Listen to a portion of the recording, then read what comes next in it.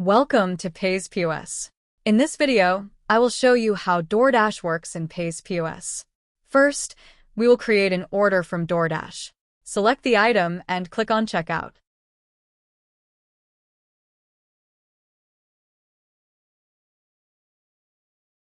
Then click on Place Pickup Order.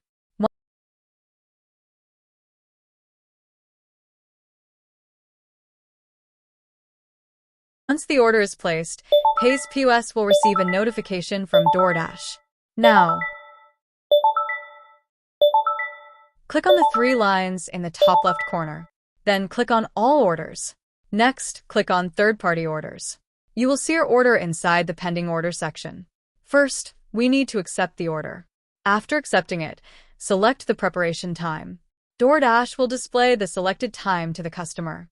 The order will then move to the In Progress Order section. Once the order is ready, click on Ready for Pickup. Now, the DoorDash dashboard will clearly show that the order is ready for pickup. When the customer picks up the order, you can mark it as completed. That's it. Thank you for watching.